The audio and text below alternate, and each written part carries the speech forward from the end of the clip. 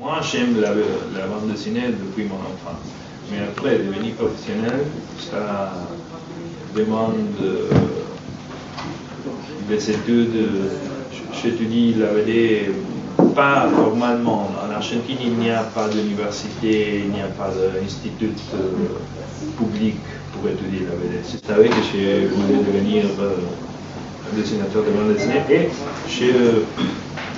j'avais l'idée de devenir professionnel en France.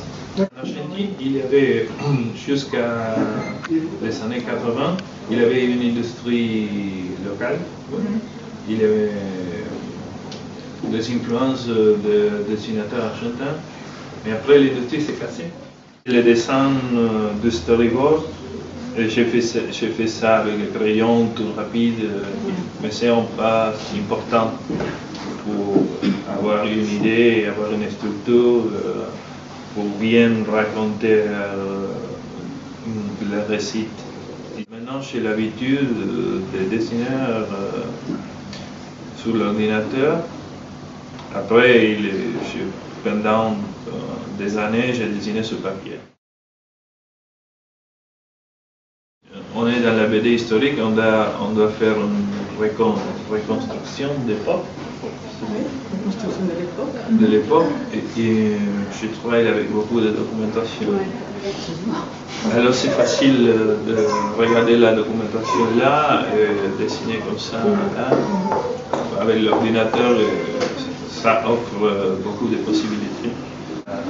La planche, je le donne au coloriste et avec un dossier bien gros de toutes les références historiques, de photos, de dessins. Non, je n'étais jamais à Lorient, malheureusement, mais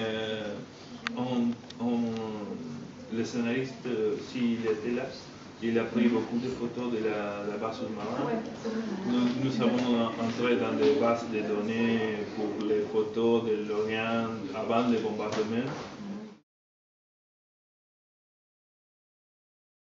Olivier, tu avais lu les 47 et tu disais que les bateaux étaient très... Ah mais c'est très réaliste, c'est très technique, oui, c'est du dessin au trait et c'est vraiment très très précis et je suis resté... Ça c'est une combinaison entre la tablette, beaucoup de patience et beaucoup de documentation. Ah mais oui, mais alors, le travail doit être super long par contre, sur le dessin. Il doit être... Oui. Ça doit être très très long à... Oui. Parce que c'est vraiment des dessins très précis. Oui, ça demande du temps. Mais je suis un peu fou et j'adore faire tout. Les machines. Ça se voit, ça se voit. Ça se voit.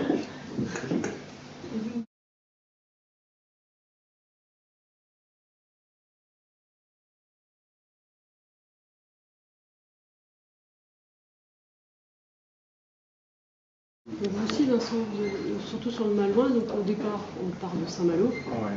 voilà, et on part en mer, on ne sait pas où, on n'a pas besoin de le savoir. Donc aussi un peu de doc sur les costumes de l'époque. Ouais, alors c'est vrai que j'ai fait pas mal de bandes dessinées où à chaque fois il devait y avoir une grosse documentation derrière. Le Malouin, ça c'est donc même si c'est un récit imaginaire, on n'est pas dans l'historique pur, c'est vraiment une histoire de pirate, aventure, et il est beau, il est bateau, j'aime beaucoup l'idée de dessiner des bateaux quand j'ai commencé le projet, j'aimais beaucoup, mais il faut s'habituer, ne fût-ce que visualiser l'espace physique du pont, les poutres, un minimum, il faut savoir à quoi ça sert, pas mettre des cordages n'importe où. Regarder les maquettes, les bateaux en réel, il y a des vidéos de bateaux. C'est vrai que le scénariste est allé sur le Renard, le bateau de secours qui a été reconstitué aux 2 tiers qui se trouve à Saint-Malo. On fait des photos, des repérages.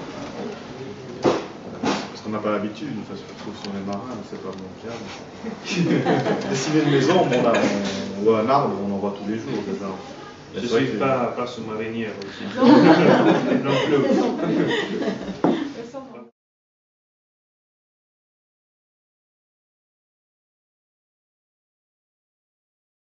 puis il y a la guerre des Gaules aussi. Là, il y a des recherches archéologiques récentes. Oui, parce que le problème, c'est que d'une part, ça s'est passé il y a 2000 ans, donc on ne sait pas tout. Mais n'empêche, les recherches archéologiques récentes sont très différentes des clichés qu'on voit dans les péplums. Par exemple, on voit toujours les Romains avec des armures à la main, mais à cette époque-là, ça n'existait pas. C'était des côtes de mailles, c'était des casques en bronze, c'était des boucliers ovales, c'était pas carré comme on voit dans Astérix.